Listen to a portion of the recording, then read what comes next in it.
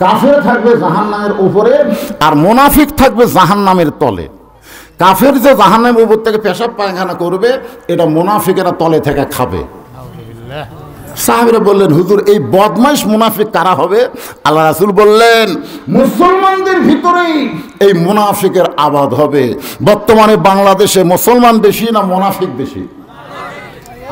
হাসরের ময়দানে আমাদের নবী যখন ইয়া রব্বি হাবলি উম্মতি বলে আল্লাহর কুদরতি পায়ে সেজদায় পড়ে যাবেন, তখন আল্লাহ তাআলা নবীকে উদ্দেশ্য করে বলেন, নবী গো, যাদের জন্য আপনি কাঁদতেছেন তারা আপনার কে হয়? তো নবী বলবেন, তারা আমার উম্মত হয়। তো আল্লাহ বলবেন, তারা আমার কে হয়? তখন নবী বলবেন, তারা আপনার বান্দা হয়। আল্লাহ বলেছেন, আপনি বলতে পারবেন যে আপনার উম্মতেরা জান্নাতি?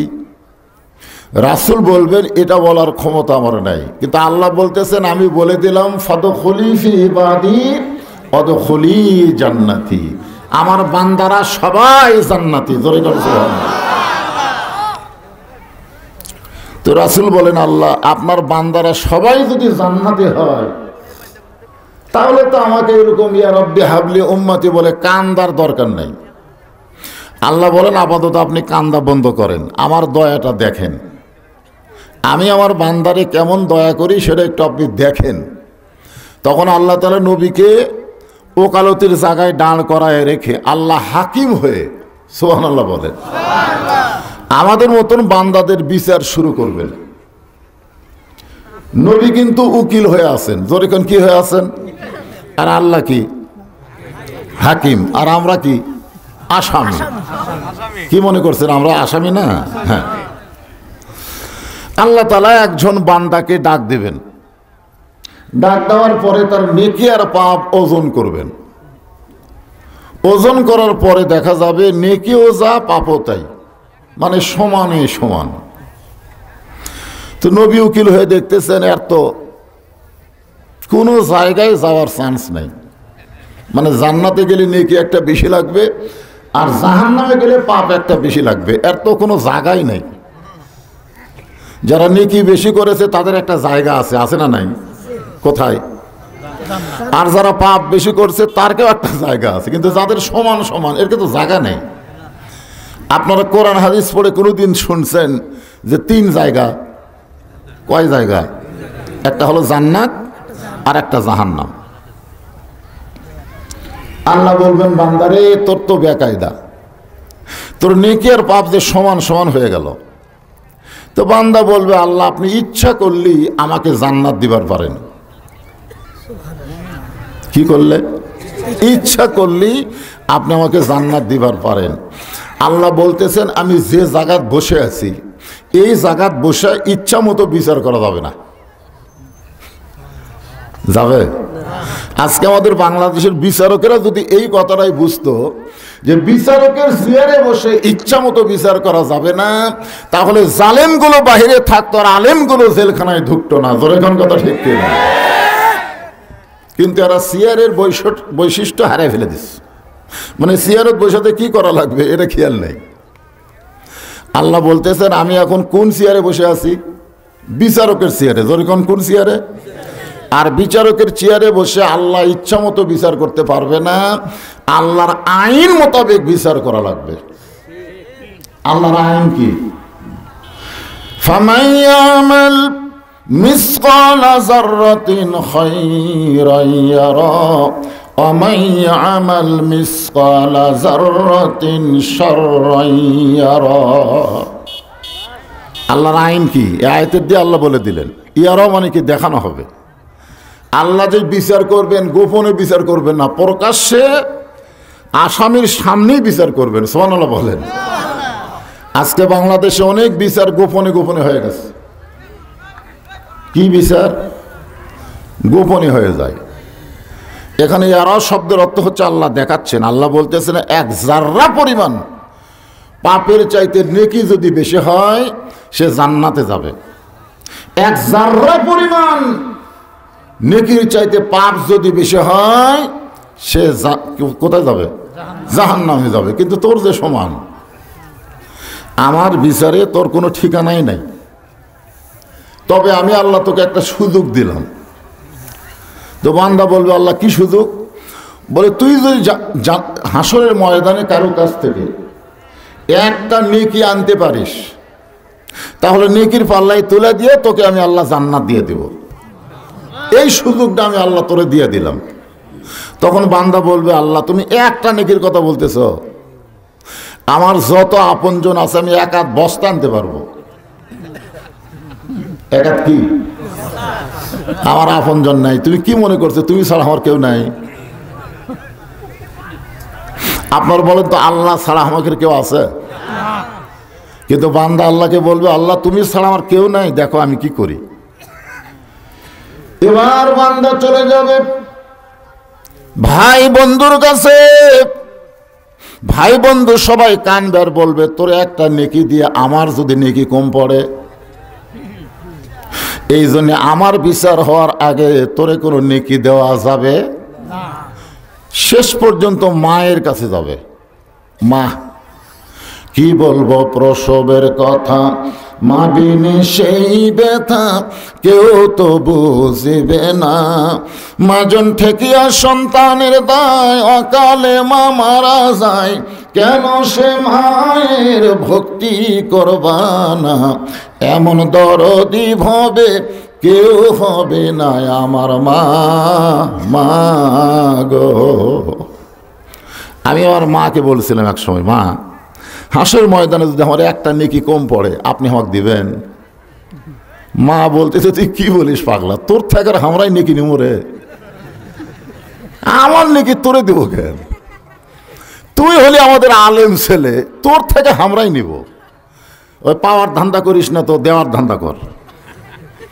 আমি আমার বউরে গিয়ে বললাম কে গো, যদি হাসের ময়দানে আমার একটা নেকি কম পড়ে তুমি আমাকে দিবা? বউ খালি মুসকে মুসকে হাসে। পাগলা ধরছে নাকি? নেকি কেউ কারে দেয়? দুনিয়ার গল্প এটা। মা যখন বলবে বাজান,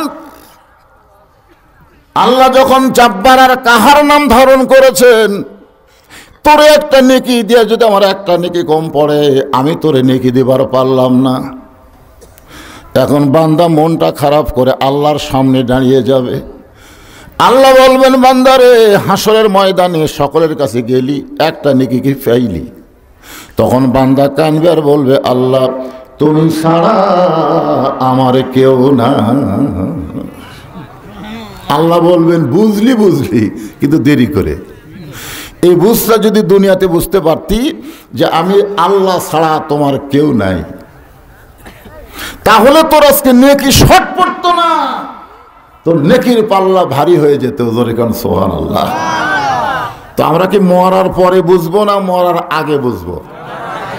এই জন্য আল্লাহ কোরআনে বলেছেন ইয়া আইয়ুহান নাসু তাকু রাব্বাকুম ওয়াখশাউ ইয়াওমান লা ইয়াজু ওয়ালিদুন আন ওয়ালাদিহি ওয়ালা মাওলুদুন হুয়া জাযিন আন ওয়ালিদিহি শাইয়া।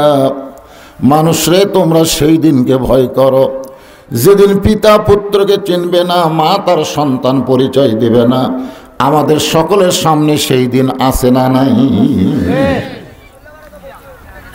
আল্লাহ বলতেছে তাহলে এখন তোর জন্য আর একটা জায়গা বানান লাগবে, কারণ তোর নেকি আর পাপ সমান সমান। নেকি আর পাপ কি সমান সমান? আমি তো মনে করছিলাম যে দুটা বানালেই চলবে, একটা জান্নাত একটা জাহান্নাম। আল্লাহ দেখেন বান্দার সঙ্গে মস্করা করতেছে। সুবহানাল্লাহ। মানে বান্দাকে আল্লাহ এত ভালোবাসে, এই ভালোবাসার বহিঃপ্রকাশ। আল্লাহ বলেছে লা তাকনাতু মির রাহমাতিল্লাহ ইন্নাল্লাহা ইয়াগফিরু যুনুবা জামিআ ইন্নাহু হুয়াল গাফুরুর রহিম। বান্দারে তুই যতই পাপ করিস না কেন, আমার দয়ার কাছে তোর পাপ কিছুই না। জোরে কান সুবহানাল্লাহ।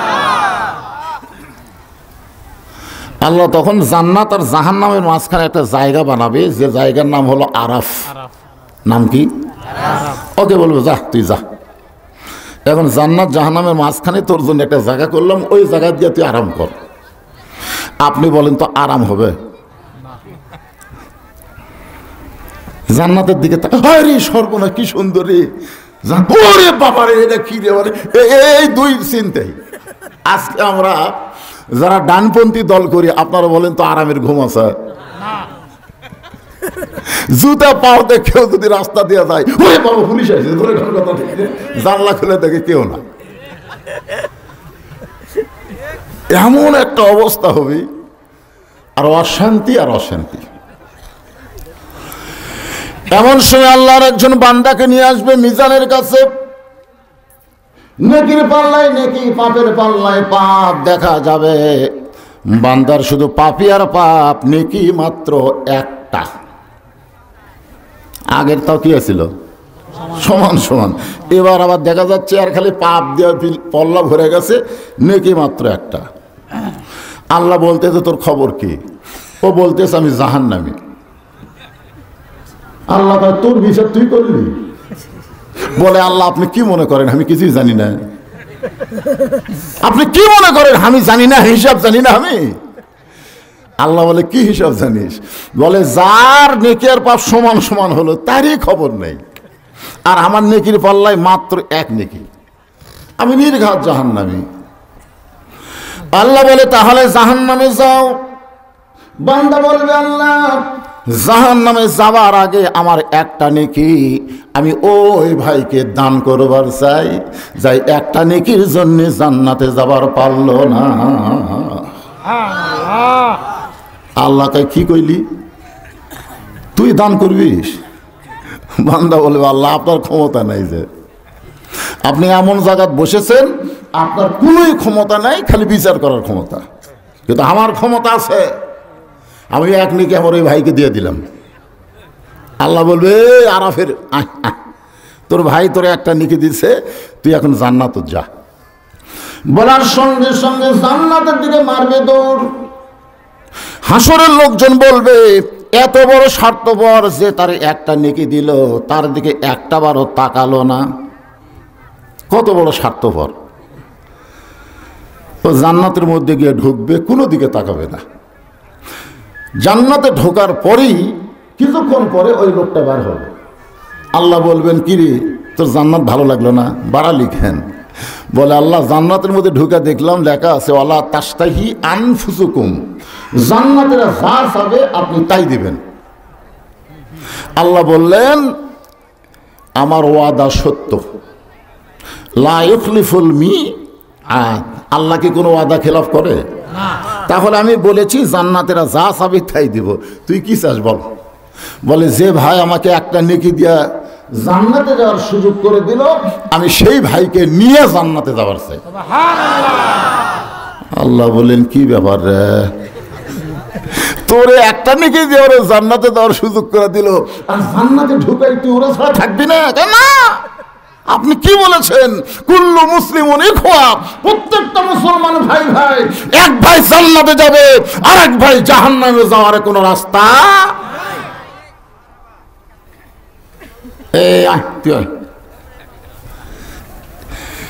শেষে একজন বান্দাকে নিয়ে আল্লাহ আমলনামা তন্ন তন্ন করে খুঁজে দেখবে, খালি পাপই আর পাপ, নেকি একটাও নাই। নেকি কি নাই? একটা নেকিও নাই। আল্লাহ বলে তোর খবর কি? আমার আবার খবর আছে। আল্লাহ রাগ করে বলে এ পাগল, দুনিয়াতে একটা নেকিও পর্যন্ত কামাই করতে পারলি না, এখন জাহান্নামে যা, যা জাহান্নামে যা। বান্দা জাহান্নামের দিকে দৌড় মারতেই পিছন দিকে তাকাবে, আবার দৌড় দিবে পিছন দিকে তাকাবে। আল্লাহ কই দৌড়ে রে পাগলা, পিছনে তাকাস কেন? বলে আল্লাহ আমি শুনেছি আপনার দয়ার নাকি শেষ নেই। আল্লাহ কয় খালি শুনছিস বিশ্বাস করিসনি? বলে বিশ্বাস করছি দেখে তো পিছন দিকে তাকায়। আমি বিশ্বাস করেছি তোমার দয়ার কোনো শেষ নেই, এই জন্য বারবার পিছন দিকে তাকাই, যদি আপনি মাফ করে দেন। সঙ্গে সঙ্গে আল্লাহ রহমতের দরিয়ায় জোশ লাগবে। আল্লাহ বলবে রে বান্দা, যতই পাপ করিস না কেন, ঈমান নিয়ে মরার কারণে আমি আল্লাহ তোরে জান্নাত দিয়া দিলাম। এখন বলেন সে আল্লাহ ছাড়া আমাদের কেউ আছে?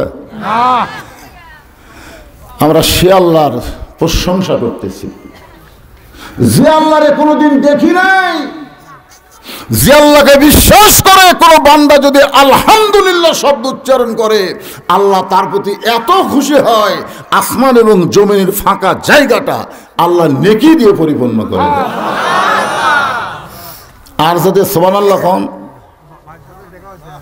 মাশাআল্লাহ, সুন্দরবনের মধ্যে না জান্নাতের বাগানে আল্লাহ একটা গাছ লাগাবে, যিনি সুবহানাল্লাহ বলবেন তারই নামেই গাছটা লাগাবে। আর এত বিশাল গাছ হবে যার ছায়া দিয়ে একটা তেজস্বী ঘোড়া দৌড়াদৌড়ি করলে 500 বছর লাগবে ছায়া অতিক্রম করতে। সুবহানাল্লাহ। আমরা সে আল্লাহর প্রশংসা করব যার প্রশংসা করলেই খালি লাভই আর লাভ। তার প্রশংসা করতে আমাদের কোনো আপত্তি আছে? বিশেষ করে এই মাসটা হলো এমন একটা মাস, যে মাস পাওয়ার সাথে সাথে আল্লাহ রাসূল কি দোয়া করতেন? আল্লাহুম্মা বারিক লানা ফি রজবা ওয়া শাবান ওয়া বাল্লিগনা রমাদান। সুবহানাল্লাহ। আমরা আল্লাহর কাছে দোয়া করব, আল্লাহুম্মা বারিক লানা ফি রজবা ওয়া শাবান, শাবান এবং রজব মাস তুমি বরকত দিয়ে পরিপূর্ণ করে দাও, আর আমাদের হায়াতকে রমজান পর্যন্ত লম্বা করে দাও। তাহলে এই চাঁদ পাওয়ার পরে আপনারা বেজার না খুশি? খুশি হওয়ার পিছনে 1 নম্বর কারণ হলো এই চাঁদে আল্লাহ তাআলা আমাদের নবীকে, আমাদের নবী 7 আসমান পাড়ি দিয়ে আল্লাহর আরশে নিয়ে গেছিলেন। কোন চাঁদে? এই রজব চাঁদে। এখন কয় তারিখ, এই তারিখ নিয়ে অনেকের মধ্যে মতভেদ আছে, কিন্তু মাস নিয়ে কোনো মতভেদ নাই। রজব চন্দ্রের 26 তারিখ দিবাগত রজনীতে অধিকাংশের মত আমার আল্লাহ তাআলা আমাদের নবীকে 7 আসমান পাড়ি দিয়া আল্লাহর আরশে নিয়ে গেলেন।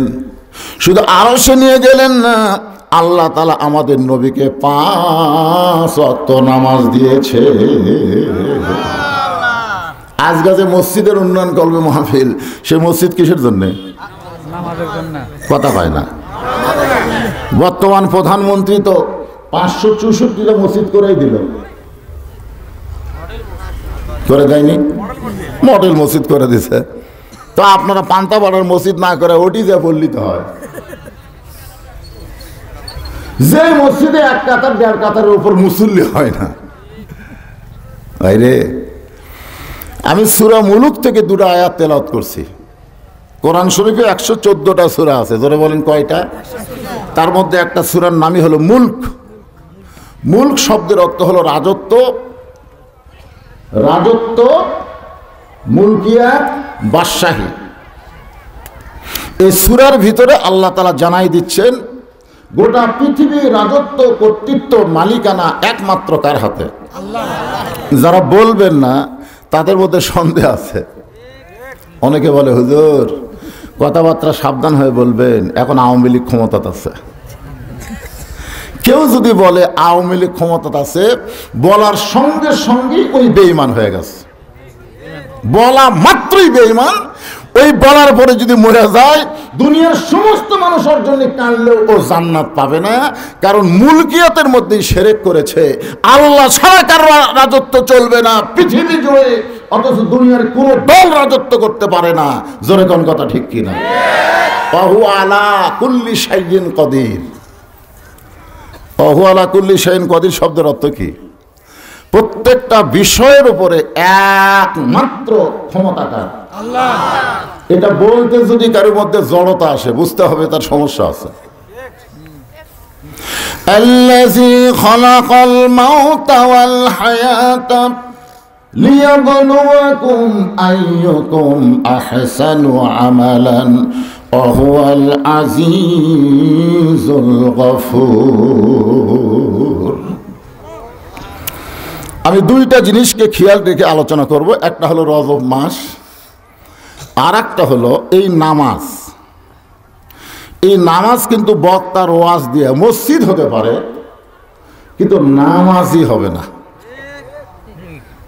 কারণ 13 বছর নবী মক্কাত ওয়াজ করছে, কাম হয়নি। 13 বছর। কয় বছর? 13 বছরের ওয়াজ দিয়ে নবীর কাম হয়নি। আল্লাহ দেখলেন খামাকা এ ওয়াজের জায়গাতে আপনাকে রাখবো না, এমন একটা জায়গায় আপনাকে প্রেরণ করব, যেই জায়গায় যাওয়ার পরে যে নামাজ পাইছেন আপনি মক্কায়, সে নামাজ প্রতিষ্ঠা হবে মদিনায়। নবুয়তের 10ম বৎসরে কিন্তু নবী মেরাজ করছেন। নবুয়তের কয় বছরে? 10ম বৎসরে কিন্তু নবী মেরাজ করছেন, 5 ওয়াক্ত নামাজ পড়ছেন। এরপরেও 3 বছর নবী মক্কা ছিলেন, কিন্তু নামাজ কায়েম করতে পারেন নাই। নামাজ কায়েম করার জন্য আল্লাহ নবীকে মদিনাত পাঠালেন। মদিনায় যাওয়ার পরে নবী শুধু নবীগিরি করলেন না, মদিনা রাষ্ট্রপতি হওয়ার পরে আল্লাহ পাক নবীর উপরে কোরআনের আয়াত নাজিল করলেন, আল্লাযীনা ইম্মাক্কান্নাহুম ফিল আরদ। জমিনের মধ্যে কাউকে যখন ক্ষমতা দেওয়া হবে আর সে ব্যক্তি যদি মুসলমান হয়, তার 1 নম্বর দায়িত্ব হলো আকামুস সালাত, নামাজ কায়েম করা। এটা মৌলবীর ওয়াজে নামাজ কায়েম হবে না, নামাজ কায়েম করতে হবে রাষ্ট্রীয়ভাবে। জোরে বলেন কথা ঠিক কি না? আজকে রাষ্ট্র 564 মসজিদ বানিয়ে দিল, কিন্তু নামাজ কায়েমের আইন করলো না। তাহলে মসজিদের মধ্যে ধুলে বালি পড়ে টাইলস খালি মেকে থাকবে। জোরে কোন কথা ঠিক কি না? তাই জান, মসজিদের উন্নয়ন বলতে খালি টাকা তোলা না, মসজিদের উন্নয়ন বলতে হলো মুসল্লি কালেকশন করা। জোরে কোন কথা ঠিক কি না? যে কোরআনের আলোচনা শুনতেছেন, এই কোরআন মোতাবেক যদি আমরা চলতে চাই, তাহলে শুধু কোরআনের ওয়াজ শুনলে হবে না, কোরআনকে গ্রহণ করা লাগবে। আল্লাহর কোরআনকে গ্রহণ করলে সেই ব্যক্তি কেমন নামাজি হয় এটা বোঝানোর জন্য বলতেছি, খুব খেয়াল করে শুনবেন। আমরা তো বুড়া হচ্ছি, চামড়া ঢিল, আল্লাহর সাথে দিছি মিল, মরা লাগবে ভাই। এখন নামাজ ছাড়া উপায় নাই। সারা জীবন অকাম বদকাম করে শেষ বয়সে হজ করছে। হজ করে এসে মসজিদ ছাড়ার কিছুই বোঝে না, মুয়াজ্জিনের আগে মসজিদে যায়। মুয়াজ্জিন পর্যন্ত বিরক্ত, এই শালা হাজির ঠেলায়। হ্যাঁ মুয়াজ্জিন, এত দেরি করিস কেন? বুঝলেন না? হাজির সবসময় মুয়াজ্জিনের আগে মসজিদে যায়। একদিন ফজরের সময় মসজিদে যায়, হাজি প্রথম দেখতে পাচ্ছে মুয়াজ্জিন আজান দিয়ে মসজিদে নাই। কিন্তু মুয়াজ্জিন কোথায় গেল? কিছুক্ষণ পরে দেখলো মুয়াজ্জিন গোসল করে আসতেছে। একদিন দেখেছে আজান দিয়ে যায় গোসল করলো, পরের দিন দেখে একই অবস্থা, মুয়াজ্জিন মসজিদে আজান দেয় আবার গোসল করে আসে। হাজি সাহেব কয় করে আজান দেওয়ার পরে গোসল করা, এ লক্ষণ তো ভালো না। মসজিদ কমিটিকে ডাক দেয়, হাজি সাহেব বলতেছে ভাই নামাজ ধরে এক বিপদ, আগে পড়তাম না সেটাই ভালো। এখন নামাজ ধরে দেখলাম মুয়াজ্জিন আজান দিতে গোসল করে। সব মুসল্লি কয় নাউজুবিল্লাহ নাউজুবিল্লাহ, আজান দিতে গোসল করে, এই তো নাপাক অবস্থায় আজান দেয় যায়। কারণ গোসল ফরজ হয় নাপাক হয়ে গেলে। জোরে কোন কথা ঠিক কি না? সব মসজিদ কমিটি বসে মুয়াজ্জিনকে বলতেছে, মুয়াজ্জিন সাহেব আপনি ফজরে আজান দিয়ে যা গোসল করেন। হাজি সাহেব বলতেছে কথা কি সত্যি? 100% সত্য। নাউজুবিল্লাহ, তো আজান দিয়ে গোসল করেন কেন? এই শালার অত্যাচার, এই শালার অত্যাচার, আমি আজান দিয়ে গোসল করি কেন? হজ করে আসার পর থেকে ওই সবার আগে মসজিদে আসে, এখন আজান টাইম মতো দেওয়া লাগবে। আমি ফজরের আজান টাইম মতোই দেই, কিন্তু সারা রাত আমি কুলিগিরি করি, সারা রাত। কারণ যেই বেতন আপনারা আমাকে দেন, এই বেতন দিয়ে আমার 7 দিনই চলে না, তাহলে আরো 21 দিন কিভাবে চলবো? এই রাত্রে বেলা আমি কুলিগিরি করি, আর এই কুলিগিরি করতে গিয়ে আমার শরীর মাখা যায়। এখন এই বুড়ার ভয়ে আমি মাখা শরীরে আজান দিই, আজান দেওয়ার পরে গোসল করে শরীর পরিষ্কার করি। এইরকম কিছু হাজি আছে না নাই? জোরে কোন আছে না নাই? শালা বুড়া বয়সে নামাজ ধরছে, এর মধ্যে তো শয়তানি ভাই, খালি সুবহানাল্লাহ সুবহানাল্লাহ সুবহানাল্লাহ।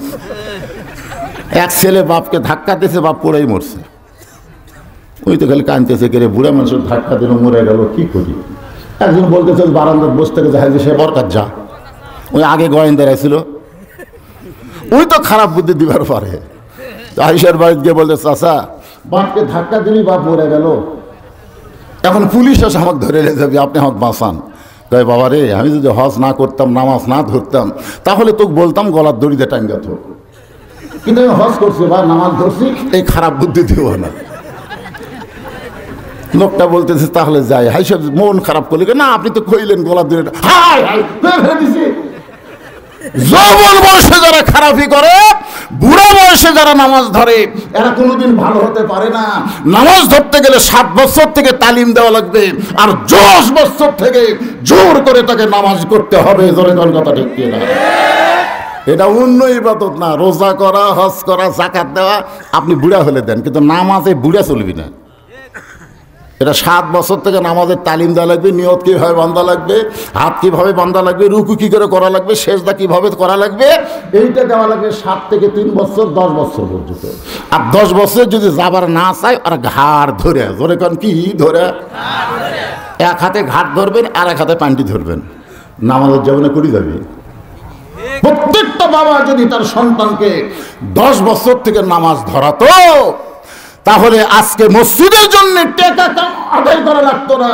মুসলিমরা বাধ্য হয়ে টাকা দিয়ে মসজিদ বানাতো। ধরে কোন কথা ঠিক না? এখন এই আমি তো মসজিদে যাই না রে, আমি টাকা দিয়ে কি করবো? এরকম লোক আছে না নাই? মনে কষ্ট নিয়েন না।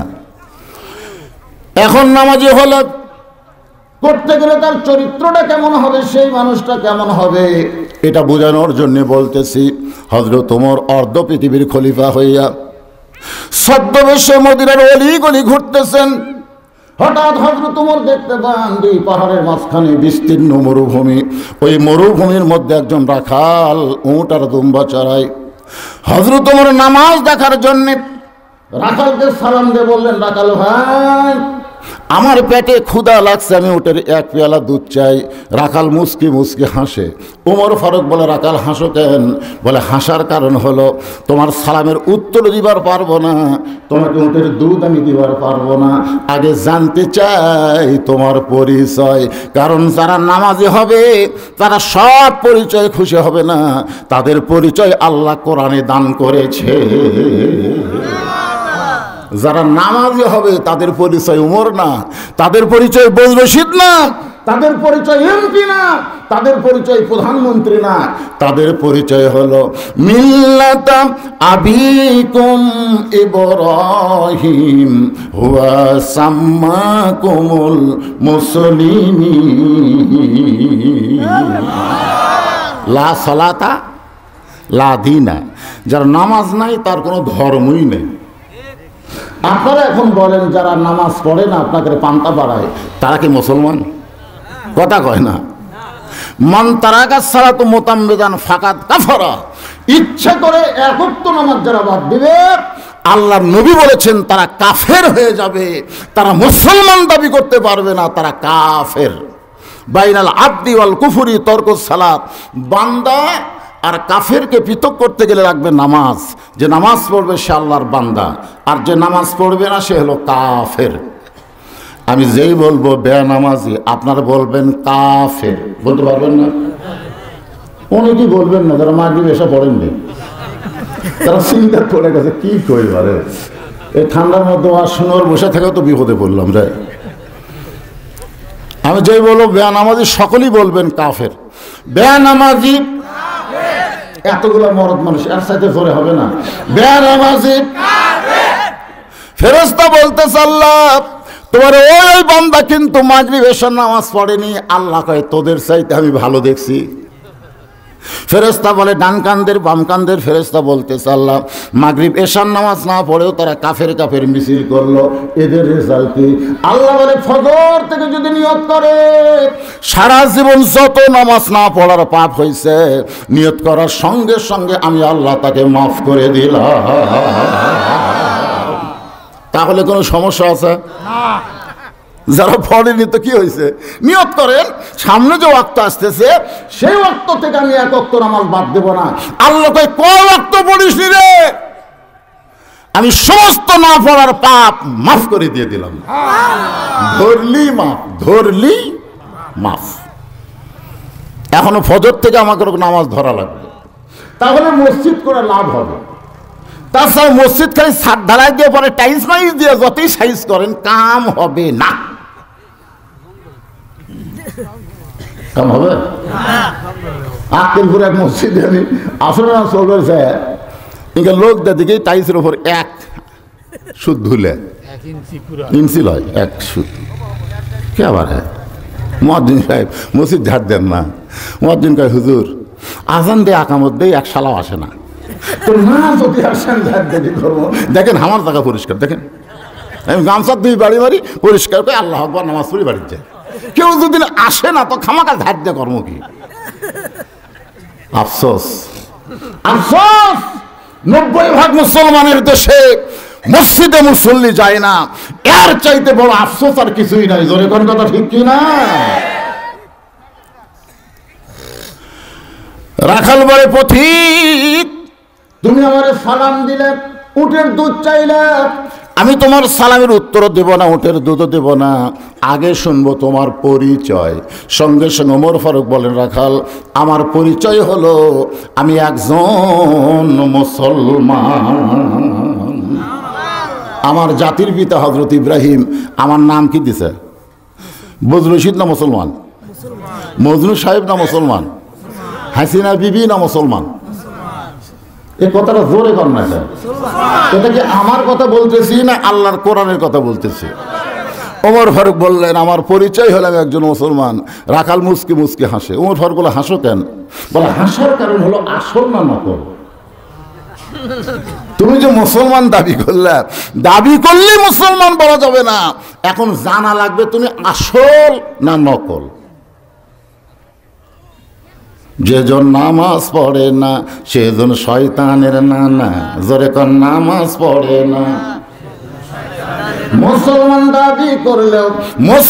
দাবি করলেও মুসলমান বলা যাবে না যেজন নামাজ পড়ে না সবাই বলেন না কেন যেজন নামাজ পড়ে না সেজন শয়তানের নানা ওমর ফারুক বলে রাখাল মুসলমান তো মুসলমান এর মধ্যে আবার আসল নকল কি রাখাল বলে আসল মুসলমান যারা হবে তারা চাওয়ার ব্যাপারে সতর্ক থাকবে তুমি যদি আসল মুসলমান হও তাহলে তুমি দুধ চাইছো কার কাছে ইয়াকা নাবুদু আপনার বলেন তো এটা কার মধ্যে শিক্ষা আছে এ কথা কর না কেন লা সালাতা ইল্লা বি ফাতিহাতিল কিতাব তোমার নামাজ হবে না যতক্ষণ তুমি সূরা ফাতিহা না পড়বে আর সেই ফাতিহার মধ্যে কার কাছে চাওয়া লাগবে এটা আছে না নাই এজরে কোন আছে না নাই ভাই রে ঠিকই তো বললেন আন আমতা আলাইহিম গায়রুল মাগদুবি আলাইহিম ওয়ালাদ-দাল্লিন কি সুন্দর করে আপনি আল্লাহর কাছে স্বীকারোক্তি দিলেন আর একলাই কয়টা সিল মারলেন আর আমতা আলাইহিম আপনি পড়লেন গায়রুল মাগদুবি আলাইহিম ওয়ালাদ-দাল্লিন পড়লেন আবার একাই 10টা মারলেন নামাজ যারা পড়বে বাংলাদেশের কোন নামাজি বান্দা একটার উপরে 2টা সিল মারবে না ধরে কোন কথা ঠিক কিনা যেই শালারাই মারছে খুঁজলে দেখেন এরা বেনামাজি আপনি গোটা বাংলাদেশ খুঁজে দেখেন কোন নামাজি লোক এক সিলের উপর 2 সিল মারবে না কথা কন না কেন আপনার মনে করছেন হুজুর শেরপুর ওয়াজ আবার আপনার বন্ধ হলে ক্ষতি নাই হক কথা বলাই লাগবে জোরে কোন কথা বলতে হবে নামাজ কি মনে করছেন নবী বলতেছেন আল্লাহ আপনার সঙ্গে আমার দেখা হলো এই কথা সাহাবীদেরকে বললে সাহাবীরা তো মন খারাপ করবে আমি নবী তো আমার জন্য না আমি নবী হলাম উম্মতের জন্য আল্লাহ কই নবী গো আপনার উম্মতকে বলবেন আপনি আমার সঙ্গে একবার দেখা করলেন আর এরা দৈনিক 5 বার আমার সঙ্গে মিরাজ করবে আপনি ঘোষণা করে দিবেন আসসালাতু মিরাজুল মুমিনিন নামাজ হচ্ছে মুমিনদের জন্য মিরাজ সুবহানাল্লাহ মিরাজ বুঝলেনই না সুবহানাল্লাহ কবেন কেমনে আনতা আবুদুল্লাহ কান্নাকা তারাহু ফাইন লাম তাকুন তারাহু ফাইন্নাহু ইয়ারাকা কালা রাসূলুল্লাহ সাল্লাল্লাহু আলাইহি ওয়াসাল্লাম যখন কোনো বান্দা নামাজের মধ্যে যখন দাঁড়িয়ে যাবে এক জগ পানির মধ্যে এক মুষ্টি চিনি দিয়ে 2টা ঘন্টর মারলে ওই পানির মধ্যে চিনি যেমন বিলীন হইয়া যায় ওই নামাজি বান্দাটা আল্লাহর মধ্যে নিজের অস্তিত্ব বিলীন করে দিবে তার কাছ থেকে গোটা দুনিয়া নেওয়া যাবে কিন্তু এক ওয়াক্ত নামাজ নেওয়া যাবে না তাকে যদি আপনি বলেন তোরে দুনিয়া দিব, তুই এক ওয়াক্ত নামাজ বাদ দে, ওই বলবে আমি দুনিয়া বাদ দিলাম কিন্তু নামাজ বাদ দেব, নামাজ বাদ দেব না। আপনাদের কাছে নামাজ কেমন মনে হয়? হায় রে, রাসূল বললেন নামাজের মধ্য দিয়ে নামাজের মালিকরে দেখা যাবে। যদি মালিক দেখা না যায়, তোমার অন্তরে এমন একটা ভালোবাসা হবে, আমি আল্লাহকে না দেখলেও আল্লাহ আমাকে দেখতেছে। তাহলে মসজিদে গেলে আমাকে কে দেখে? আরো জোরে, জোরসে বলুন। রাখাল বলে পথিক, তুমি যদি আসল মুসলমান হও তাহলে তুমি দুধ চাইলা কার কাছে? সঙ্গে সঙ্গে ওমর ফারুক চোখের পানি বের করে বলতেছেন, ভাইজান চাওয়ার ব্যাপারে আমার ভুল হয়ে গেছে। রাখাল বলতেছে, ভুলটা যখন স্বীকার করলে তাহলে তওবা করো। যারা মাগরিব এশার নামাজ পড়েননি, এটা একটা ভুল হয়ে গেছে, কারণ এই ওয়াজ তো আগে আপনারা শোনেননি, এখন শোনার পর আফসোস হচ্ছে। আল্লাহ বলতেছে আফসোস করিস না, তওবা কর। তওবা মানে ফিরে আসা, ফজর থেকে ধর, কোনো টেনশন নাই। আমি আল্লাহ মাফ করার জন্য বসে আছি, আমি আযাব দেওয়ার জন্য বসে নাই, আমি আল্লাহ মাফ করার জন্য বসে আছি। সুবহানাল্লাহ বলে। যখন শেষ রাত হয় না, তখন আল্লাহ আরশত থাকে না, আমাদের জন্য আল্লাহ নিজে নিচের আসমানে চলে আসে, জানেন? আমাদের জন্য বান্দা কে কি চাস রে, এই চা অমিনাল লাইলি ফাতাহাজ্জাত বিহি নাফিলাতাল লাক। 5 ওয়াক্ত নামাজের বাইরেও একটা নামাজ আছে, আছে না নাই? সে নামাজের নাম কি? তাহাজ্জুদের কথা কইলে অনেকে বলবে হুজুর 5 ওয়াক্তই বুঝি না, আবার তাহাজ্জুদ। একটু মনোযোগ দিয়ে শোনেন। ওমর ফারুক তওবা পড়তেছে, রাখাল বলে তুমি মূর্খ মানুষ, তুমি তওবা কেমনে পড়বা? আমি তওবা করাই, তুমি আমার সঙ্গে তওবা পড়ো। এবার হযরত ওমর চোখের পানি বের করে, রাখাল ভাই আসলে আমি একজন মূর্খ মানুষ, কারণ চাওয়ার ব্যাপারে যে সতর্ক থাকে না সে দুনিয়ার সবচাইতে বড় মূর্খ। এবার রাখাল হযরত ওমরকে তওবা পড়াচ্ছেন। যারা মাগরিব এশা পড়েন নাই আমার সঙ্গে তারা তওবা পড়েন, যারা পড়েছেন তারাও পড়েন। কি জন্যে? যেভাবে নামাজ পড়া দরকার আমরা হয়তো সেইভাবে নামাজ পড়তে পারিনি। আল্লাহ কোরআনে কি বলেছেন? ক্বাদ আফলাহা মান তাযাক্কা ওয়া যাকারা ইসমা রাব্বিহি ফাসাল্লা। ফাসাল্লা মানে কি? আগেই তুই মসজিদের মুসল্লি হয় না। মুসল্লি হওয়া খুব কঠিন। সাইকেলের পেডেল মারতে মারতে আপনি যদি পেডেল বন্ধ করে দেন, আপনি বলেন তো সাইকেল যায় কি যায় না? যায়। কারণ পেডেল বন্ধ করলে সাইকেল কি জন্য যায়? এই যে আগে যে পেডেল মারছেন, ওই পেডেল মারা একটা গতি সাইকেলের মধ্যে থাকে, যার কারণে পেডেল বন্ধ করলেও চোঁচো চোঁচো করে অনেক দূর যায়। আপনি দুনিয়ার কাজকাম করতে করতে মসজিদের মধ্যে যাই আল্লাহু আকবার করে নিয়ত মানলেন, হবে না। আগে দুনিয়ার গতি তোমার ভিতর থেকে বাড়ি করে দিয়ে তারপরে তুমি নামাজের নিয়ত করো। আমার কথা কি বুঝতে পারলে? আমার অনেক সময় দুনিয়ার কাম করতে এই নামাজ দৌড় দেন, দৌড় আল্লাহু আকবার, আল্লাহু আকবরকে নিয়ত বান্দার পরই মিন শারিল ওয়াসওয়াসিল খান্নাস। খান্নাস বলতেছে দোকানদার, তুই যে দৌড়ে আসে নামাজের নিয়ত করলি, দোকানের চাবি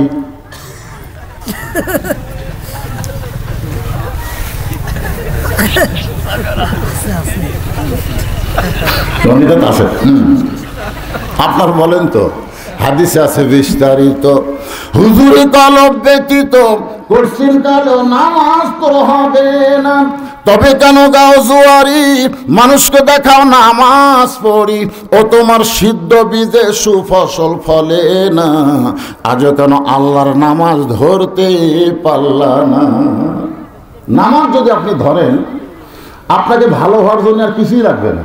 আল্লাহ কোরআনে বলেছে ইন্নাস সালাতা তানহানিল ফাহশাই ওয়াল মুনকার। একমাত্র নামাজই করে মানুষকে যাবতীয় ফাহিশা কাজ থেকে হেফাজত করতে। আজকে আমাদের প্রত্যেকটা যুবকের হাতে এরকম একটা করে মোবাইল আছে না? নাই? খালিদুল নেট কিনে রাত 12টা থেকে রাত 3টা পর্যন্ত নেট ফ্রি। ওই সময় এরা ইউটিউবের মধ্যে গেছে, ওয়াইফাইয়ের মধ্যে ওয়াইফাই কানেকশন দিয়ে ও এখন খারাপ ভিডিও খুঁজতেছে, খারাপ ভিডিও, অশ্লীল ভিডিও খুঁজতেছে। আপনি বলেন তো, যে ব্যক্তি 5 ওয়াক্ত নামাজ পড়ে ওই ইউটিউবের মধ্যে কেউ অশ্লীল ভিডিও খুঁজবে?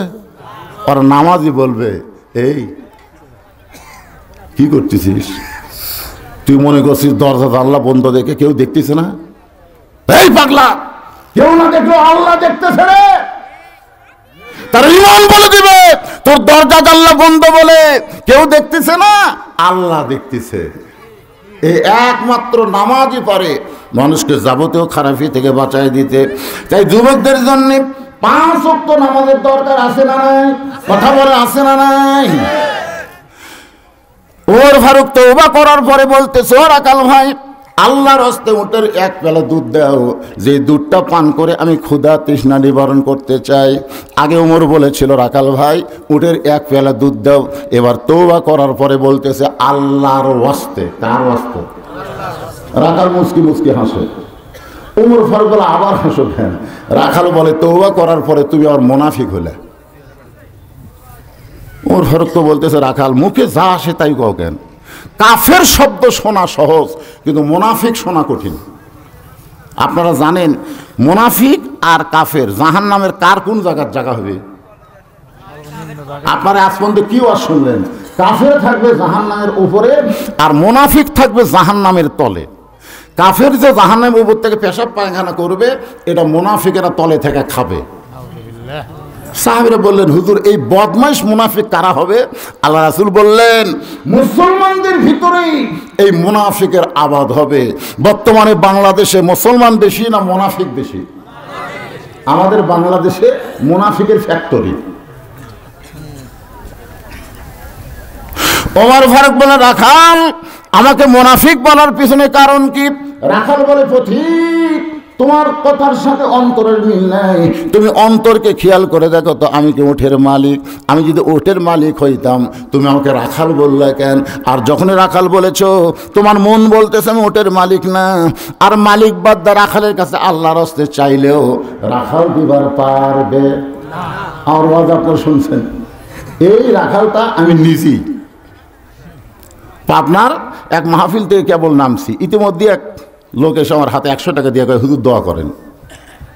টাকাটা চকচকা তো পকেটে ধুয়ে বললাম বাবা কি দোয়া? কয় হুজুর আমার বইয়ের পেটে বাচ্চা হয়েছে, আল্লাহ একটা পুত্র দে। তখন আমি চোখ বন্ধ করে দেখলাম কে রে, এর বইয়ের পেটে বাচ্চা হয়েছে, আল্লাহ আমার দোয়া পুত্র দিবি, তাহলে হামাক আল্লাহ 3টা মেয়ে দিল কেন? না কথাটা চিন্তা করার দরকার আছে না নাই? তখন আমি পকেট থেকে 200 টাকা বাইর করে দিলাম। তো হুজুর আমি তো দোয়া চাইছি টাকা না। আমি বললাম পাগলা তুইও যা হামতে। আমার প্রথম একটা কন্যা হওয়ার পরে যখন বইয়ের পেটে বাচ্চা চাইলো, আমি আল্লাহর কাছে বলেছিলাম আল্লাহ আমাকে একটা পুত্র দাও। তেহা তো বলার পরে আল্লাহ আবার কন্যা দিছে। 2 কন্যা হওয়ার পরে আমি 15 বছর দম খাচ্ছি। তারপরে পুত্রের জন্য আবার একটা চান্স নিয়েছি, আল্লাহ আবার একটা কন্যা দিছে। তো আমার দোয়া দিয়ে তোর বইয়ের পুত্র সন্তান হবে না। তখন ও বলতেছে হুজুর তাহলে আপনি টাকা আপনি দেন, আমারটা আমাকে দেন। পরে যে 100 টাকা দিছি মারছে দৌড়। কোথায় যাবি? বলে এমন হুজুরের কাছে যাবো যার পুত্র সন্তান আছে। আমি বললাম পাগল, কোনো হুজুরের কাছে না, কোনো বাবার কাছে না, কোনো পীরের কাছে না, পাইতে যদি চাও ইয়াকা নাবুদু ওয়া ইয়াকা নাস্তাইন, একমাত্র আল্লাহর কাছে চাও। যারা 5 ওয়াক্ত নামাজি তারা কোনোদিনও বলবে না আমার দয়াল বাবার দরবারেতে কেউ ফিরে না খালি হাতে। 5 ওয়াক্ত নামাজিরা কি বলবে? আমার দয়ার আল্লাহর দরবারেতে, সবাই বলেন দয়ার আল্লাহর দরবারেতে কেউ ফিরে না খালি হাতে। আল্লাহ আল্লাহ আল্লাহ লা ইলাহা ইল্লাল্লাহু মুহাম্মাদুর রাসূলুল্লাহ সাল্লাল্লাহু আলাইহি সাল্লাম। রাখাল বলে পথিক ওমর ফারুককে বলতেছে চিনেন আছে পথিক, সত্যি যদি আল্লাহর রাস্তা উঠে 1 পেলা দুধ চাও তাহলে এখান থেকে 10 মাইল হলো মালিকের বাড়ি। ওই মালিকের বাড়ির দরজাত গিয়ে বলো মালিক তোমার রাখাল উট আর দুম্বা চড়াই, তুমি যদি হুকুম দাও তাহলে রাখাল আল্লাহর রাস্তা উঠে 1 পেলা দুধ দিবে। ওমর ফারুক বলে রাখাল ভাই এত কষ্ট করে 10 মাইল দূরে মালিকের বাড়ি যাওয়ার দরকার নাই, বরং তোমাকে 2টা টাকা দিলাম, এই 2টা টাকার বিনিময়ে তুমি উটের 1 পেলা দুধ দাও। রাখাল মুসকে মুসকে হাসে। ওমর ফারুক বলে রাখাল হাসো কেন? বলে হাসার কারণ হলো তুমি কি হযরত ওমরকে চিনো? জোরে গান সুবহানাল্লাহ। যে উমর নামাজের বিল পাস করেছে, যে উমর নামাজের বিল পাস করেছে, নামাজ আদায় করতেই হবে, সেই উমরকে তুমি চেনো। যদি উমরের গুপ্ত বাহিনী দূর থেকে দেখবার পায় তুমি আমাদের 2 টাকা ঘুষ দিছ, আর মালিক বাদ দিয়ে তোমাকে উটের এক পেলা, তাহলে তোমাকেও গ্রেফতার করবে, আমাকেও গ্রেফতার করবে। এই বুড়া বয়সে কি তুমি ধরা পড়বার চাও? ওমর ফারুক বলে রাখাল হয়, তাহলে চলো পাহাড়ের গুহার মধ্যে যাই। ওই গুহার মধ্যে গিয়া আমি তোমাকে গোপনে 2 টাকা দেব, তুমি গোপনে উটের এক পেলা দুধ দিবে, তাহলে তোমার মালিকও জানতে পারবে না, ওমরের গুপ্ত বাহিনীও ধরতে পারবে না। রাখাল চিল্লায় বলে, তুমি ভণ্ড, তুমি ভণ্ড, তুমি ভণ্ড। ওমর ফারুক বলে, রাখাল আমার মধ্যে ভণ্ডামির কি দেখলা? রাখাল বলে, প্রতীক রে, কোন বান্দা যখন 5 ওয়াক্ত নামাজ আদায় করে, ওই বান্দার ঈমান আল্লাহ এমন ভাবে পরিপক্ক করে দেয়, ওই বান্দা বিশ্বাস করে দুনিয়ার কেউ না দেখলেও তারা আল্লাহ দেখতে পায়। তাহলে একজন 20টা সিল মারবার পারবে না, যদি বিশ্বাস করে কেউ না দেখলেও কে দেখে? কথা কর না কে? এরা নামাজিরা করছে, এই বেয়ানামাজি শয়তান করে এই কাম করছে। সঙ্গে সঙ্গে হযরত ওমর এক দৌড় পাহাড়ে পাদদেশে যায় নামাজ বিছায়া 2 রাকাত সালাতুল হাজত নামাজ পড়ে আল্লাহর কাছে কাঁদতেছে, আল্লাহ তোমার নামাজ যখন দুনিয়াতে কায়েম হয়ে যাবে তখন প্রত্যেকটা মুসলমান বিশ্বাস করবে কেউ না দেখলে ও আল্লাহ দেখে।